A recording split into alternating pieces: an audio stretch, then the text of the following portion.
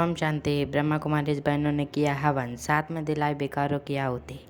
उन्होंने यज्ञ से होने वाले लाभ भी बताए। वो लाभ कुछ इस प्रकार हैं। यज्ञ का धूम्र आकाश में बादलों में जाकर खाद बनकर मिल जाता है। वर्षा के जल के साथ वह पृथ्वी पर आता है, जिसे पर्जन्य कहते हैं। तो उससे परितुष्ट अन्न, घास व वनस्पतियाँ उत्पन्न होती हैं, जिनके सेवन से मनुष्य तथा पशु पक्षी सभी परिपुष्ट होते हैं। जो कुछ हम बहुमूल्य पदार्थ अग्नि में हवन करते हैं, उसे वह अपने पास संग्रह करके नहीं रखती, वरन उसे सर्वसाधारण के उपयोग के लिए वायुमंडल में बिखेर देती है। ईश्वर प्रदत्त विभूतियों का प्रयोग हम वैसा ही करें जो हमारा यज्ञ पुरोहित अपने आचरण द्वारा सिखाता है। हमारी शिक्षा, समृद्धि, प्रतिभा आदि विभूतियों का न्यूनतम उपयोग हमारे लिए और अधिकाधिक उपयोग जन कल्याण के लिए होना चाहिए। इसके साथ साथ उन्होंने यज्ञ विज्ञान के बारे में भी बताया। जैसे मंत्रों में अनेक शक्ति के स्रोत दबे हैं।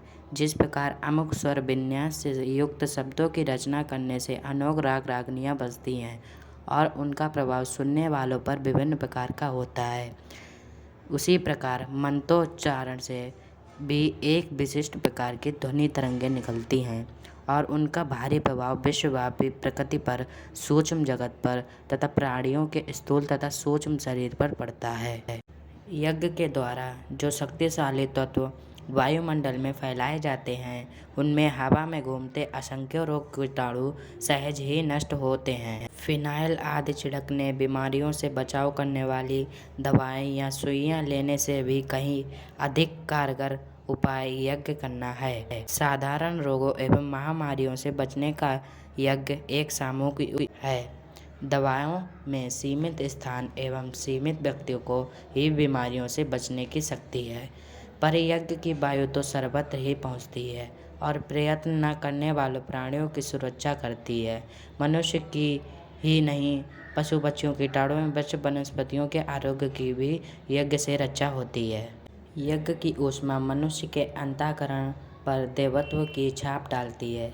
जहाँ यज्ञ होते हैं, वहाँ भूमि एवं प्रदेश सुसंस्कारों की छाप अपने अंदर धारण कर लेता है और वहाँ जाने वालों पर दीर्घकाल तक प्रभाव डालता रहता है।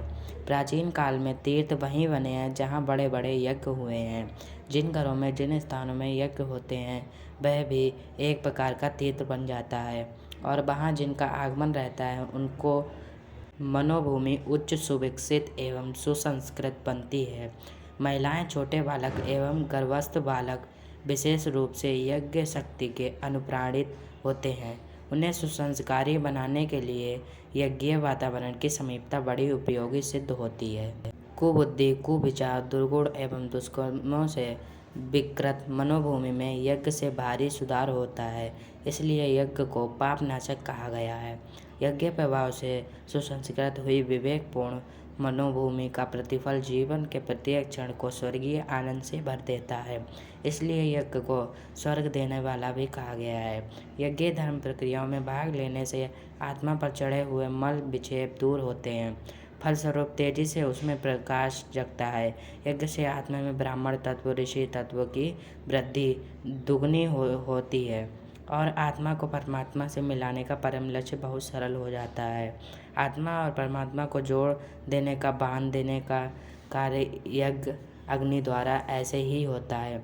जैसे लोहे के टूटे हुए टुकड़े को वेल्डिंग की अग्नि जोड़ देती है, ब्राह्मण तत्व यज्ञ के द्वारा प्राप्त होता है। इसलिए ब्राह्मण तत्व प्राप्त करने के लिए 1/3 जीवन यज्ञ कर्म के लिए अर्पित करना पड़ता है। ओम शांति।